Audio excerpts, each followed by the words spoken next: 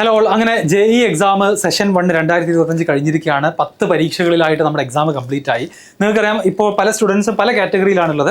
അതായത് ചില ആളുകൾ അഡ്വാൻസ്ഡ് എക്സാമിന് വേണ്ടി പ്രിപ്പയർ ചെയ്യണം എന്നുള്ള ആഗ്രഹത്തോട് കൂടിയിട്ട് തുടങ്ങിയിട്ടുണ്ടാകും. ചില കുട്ടികൾക്ക് ബോർഡ് എക്സാം വരുന്നുണ്ട്, അതിനുവേണ്ടി ഫോക്കസ് കൊടുക്കുന്നവരുണ്ടാകും. ഇനി സെഷൻ 1 വേണ്ട രീതിയിൽ മാർക്ക് സ്കോർ ചെയ്യാൻ പറ്റില്ല, അതുകൊണ്ട് സെഷൻ 2 വേണ്ടിയിട്ട് പ്രിപ്പയർ ചെയ്യാനിരിക്കുന്ന കുട്ടികളുണ്ടാകും.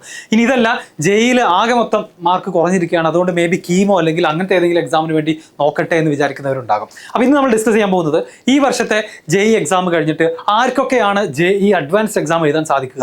IIT സ്വപ്നം കാണുന്ന ആളുകളുണ്ടെങ്കിൽ നമുക്കറിയാം JEE മെയിൻ മാത്രം പോരാ, അത് ക്വാളിഫൈ ചെയ്തിട്ട് അഡ്വാൻസ്ഡ് എക്സാമിലും നല്ലൊരു മാർക്ക്, നല്ലൊരു റാങ്ക് നേടിയാൽ മാത്രമേ നമുക്ക് IITസിലേക്ക് അഡ്മിഷൻ നേടാൻ സാധിക്കുകയുള്ളൂ.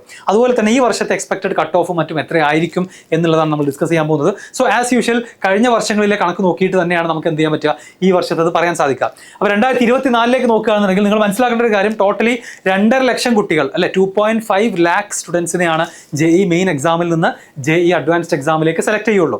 ആ 2.5 ലാക്ക് എന്ന് പറയുന്നത് ഫസ്റ്റ് 2.5 ലാക്ക് റാങ്കിലുള്ള ആളുകളല്ല. അതിൽ ഓരോ കാറ്റഗറിയിലും കൃത്യമായിട്ടുള്ള സർട്ടൻ നമ്പർ ഓഫ് സ്റ്റുഡൻസിനെയാണ് നെക്സ്റ്റ് JEE അഡ്വാൻസ്ഡ് എക്സാമിലേക്ക് സെലക്ട് ചെയ്യുക. അപ്പോൾ കഴിഞ്ഞ ഓരോ വർഷം നമ്മൾ നോക്കുകയാണെന്നുണ്ടെങ്കിൽ ഓപ്പൺ കാറ്റഗറി, അതായത് ജനറൽ കാറ്റഗറിയിൽ നിന്നും 96,187 സ്റ്റുഡൻസിനെയാണ് അടുത്ത JEE അഡ്വാൻസ്ഡ് എക്സാമിലേക്ക് സെലക്ട് ചെയ്യുക. ഈ വർഷം ഇതേ നമ്പർ തന്നെ ആയിരിക്കും.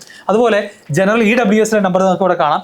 OBC NCL നിന്ന് 64,125 ആണ്. SC STയിൽ 35,000 17,000 പ്ലസ് സ്റ്റുഡൻസിനെയാണ് സെലക്ട് ചെയ്യുക. പേഴ്സൺസ് വിത്ത് ഡിസബിലിറ്റീസിൽ 12,000 കൂടുതലുണ്ട്. ടോട്ടൽ 2.5 ലാക്ക് സ്റ്റുഡൻസിനെയാണ് സെലക്ട് ചെയ്യുക. മനസ്സിലായല്ലോ? അപ്പോൾ ഇങ്ങനെ ഈ സെലക്ഷനാണ് ഈ വർഷവും നടക്കാൻ പോകുന്നത്. എല്ലാ വർഷവും ഈ 2.5 ലക്ഷം കുട്ടികൾ അക്കോർഡിംഗ് ടു ദീസ് കാറ്റഗറിയാണ് അഡ്വാൻസ്ഡ് എക്സാം എഴുതാൻ പോവുക. അതിൽ തന്നെ നമ്പർ ഓഫ് കാൻഡിഡേറ്റ്സിനെ ആക്ച്വലി സെലക്ട് ചെയ്തിട്ടുള്ളത് ടൈ ഒക്കെ വരുന്ന സമയത്ത് ചെറിയ നമ്പറുകൾ അങ്ങോട്ടും ഇങ്ങോട്ടും വേരിയേഷൻ വരാറുണ്ട്. ആൻഡ് 2024 ഈ ഓരോ കാറ്റഗറിയിലും കട്ട് ഓഫുകൾ ഡിഫറെൻ്റ് ആണ്.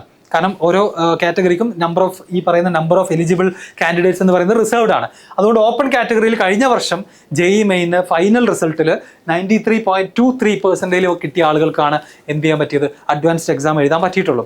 അതുപോലെ തന്നെ അടുത്ത ജനറൽ EWS ആണെങ്കിൽ 81.32, OBC NCL ആണെങ്കിൽ 79.67 ഉള്ള കുട്ടി അഡ്വാൻസ്ഡ് എക്സാമിൽ ക്വാളിഫൈ ചെയ്തിട്ടുണ്ട്. SC 60, 46 ആണ് ST, അതുപോലെ തന്നെ PWD. അപ്പോൾ ഇതാണ് നമ്മുടെ കഴിഞ്ഞ വർഷത്തെ ഘട്ടം. അപ്പോൾ നിങ്ങൾ മനസ്സിലാക്കേണ്ട കാര്യം, ഈ പെർസെൻറ്റേജ് എന്ന് പറയുന്നത് ഒരു ഫിക്സഡ് വാല്യൂ അല്ല, ഒരു അബ്സല്യൂട്ട് വാല്യൂ അല്ല.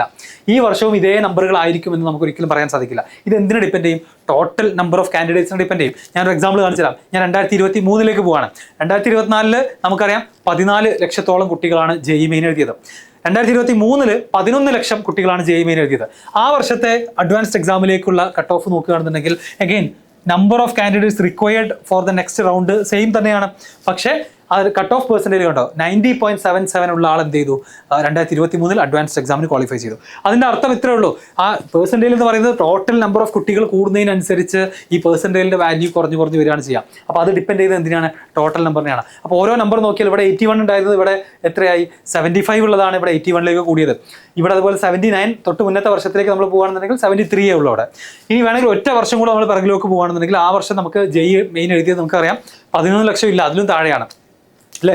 11 ലക്ഷമാണ് 2023 2022 അതിലും താഴെയാണ്. അറൗണ്ട് ഒരു 9 ലാക്ക് പ്ലസ് സ്റ്റുഡൻസ് മാത്രമാണ് എഴുതിയത്. ആ വർഷത്തെ ഓപ്പൺ കാറ്റഗറി അഡ്വാൻസ്ഡ് എക്സാമിലേക്കുള്ള കട്ട് ഓഫ് ഉണ്ട് 88.41 ആണ്. അതുപോലെ തന്നെ EWS ആണെങ്കിൽ 63 ആണ്, OBC 67 ആണ്. അതിനർത്ഥം ഇത് വളരെ ലോ ആണെന്നല്ല, ആ ടോട്ടൽ നമ്പർ കുറവായതുകൊണ്ടാണ് ഈ കട്ട് ഓഫുകളും കുറയാൻ കാരണം. ടോട്ടൽ നമ്പർ ഓഫ് കാൻഡിഡേറ്റ്സ് കൂടുന്നതിനനുസരിച്ച് ഇത് കൂടുതൽ നമുക്ക് കാണാം. സോ ഈ വർഷം, ഇനി വരാൻ പോകുന്ന വർഷം എന്തായിരിക്കുമെന്ന് നമ്മളോട് ചോദിച്ചു കഴിഞ്ഞാൽ നിങ്ങൾക്ക് ഈസിലി പറയാവുന്നതേ ഉള്ളൂ. കാരണം നമുക്ക് അറിയാൻ പറ്റുന്നൊരു കാര്യം, സെഷൻ 2 കഴിയുന്നതോടുകൂടി ഈ വർഷം JEE മെയിൻ എഴുതുന്ന കുട്ടികളുടെ എണ്ണം എന്തായാലും 15 ലക്ഷത്തിൻ്റെ മുകളിൽ എന്തായാലും ഉണ്ടായിരിക്കും. മേ ബി 16 ലാക്കും ക്രോസ് ചെയ്തേക്കാം. അങ്ങനെ വരികയാണെന്നുണ്ടെങ്കിൽ ഈ 93.23 എന്ന് പറയുന്ന പെർസെൻറ്റേജിൽ എന്തായാലും കൂടും. അതെന്തായാലും 94ൻ്റെ മുകളിലേക്ക്, 94.5ൻ്റെ മുകളിലേക്കൊക്കെ പോകാൻ സാധ്യതയുണ്ട്.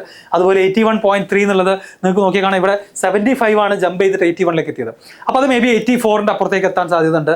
അതുപോലെ 73 എന്നുള്ളത് 79 എത്തിയത് എന്ത് ചെയ്യും, അത് മേ ബി ഒരു 82, 83ലേക്ക് എത്താൻ സാധ്യതയുണ്ട്. സിമിലർലി ബാക്കി കാറ്റഗറി ഒക്കെ ഒരു ജമ്പിനുള്ള സാധ്യതയുണ്ട്. അതൊക്കെ എന്തിനാണ് ഡിപ്പെൻഡ് ചെയ്യുന്നത്, സെഷൻ 2 കഴിയുമ്പം ടോട്ടൽ നമ്പർ ഓഫ് അപ്പിയേർഡ് കാൻഡിഡേറ്റ്സിനെയാണ് അത് ഡിപ്പെൻഡ് ചെയ്യുക.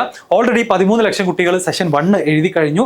അടുത്ത ഏപ്രിൽ എക്സാം കൂടെ കഴിയുമ്പോഴത്തേക്കും എന്തായാലും 15+ ഓർ 16 എങ്കിലും എന്ത് ചെയ്യും, എത്താൻ സാധ്യതയുണ്ട് എന്നാണ് നമുക്ക് തോന്നുന്നത്. സോ അതിനെ ഡിപ്പെൻഡ് ചെയ്തുകൊണ്ട് ഇവിടെ എല്ലാം ഈ ഒരു കറസ്പോണ്ടിങ് ജമ്പ് നിങ്ങൾ പ്രതീക്ഷിച്ചാൽ മതി. ഇവിടുന്ന് എത്രയാണോ 2024 മാറിയത് സിമിലർ പ്രൊപ്പോർഷനിൽ തന്നെ അല്ലെങ്കിൽ സിമിലർ പെർസെൻറ്റേജിൽ തന്നെ നമ്മുടെ കട്ട് ഓഫ് കൂടാനൊരു സാധ്യത ഉണ്ട് നമുക്ക് പറയാൻ സാധിക്കുക.